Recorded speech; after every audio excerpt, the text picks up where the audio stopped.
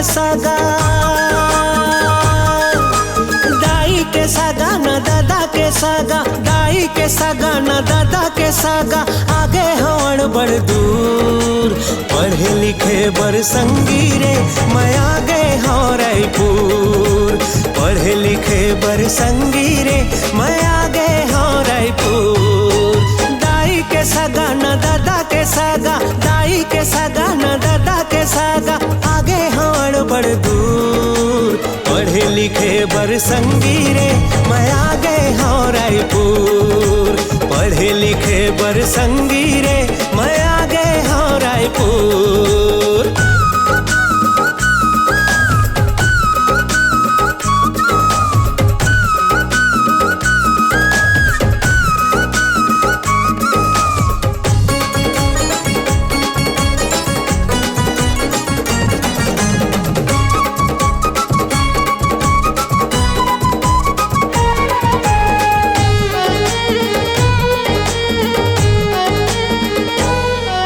सुने रे हो तेला आज देखत हो मैं बनहू रायपुरिया, मोरो किस्मत इहा संवर ही वो दिन नहीं है दुरिहा।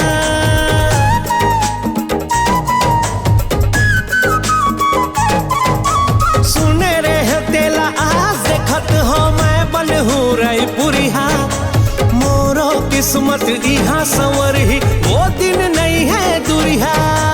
अपन आप मामोला संभाले, अपन आप मामोला संभाले, अपन आप मामोला संभाले मोर सुंदर रायपुर। पढ़े लिखे बर संगी रे मैं आगे हूँ रायपुर, पढ़े लिखे बर संगी रे मैं आगे हूँ रायपुर।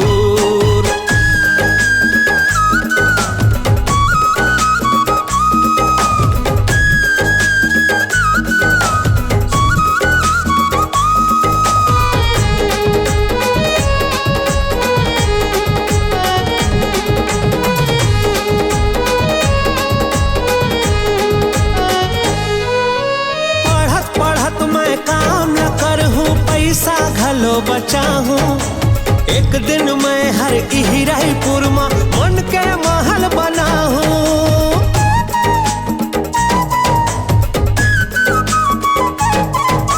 पढ़त पढ़त मैं काम न करहूँ पैसा घलो बचाहूँ, एक दिन मैं हर इही रायपुर में मन के महल बनाहूँ।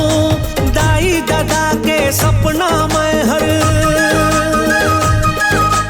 दाई दादा के सपना मैं हर, दाई दादा के सपना मैं हर करहूँ पूरा जरूर। पढ़े लिखे बर संगी रे मैं आगे हूँ रायपुर, पढ़े लिखे बर संगी रे मैं आगे हूँ रायपुर।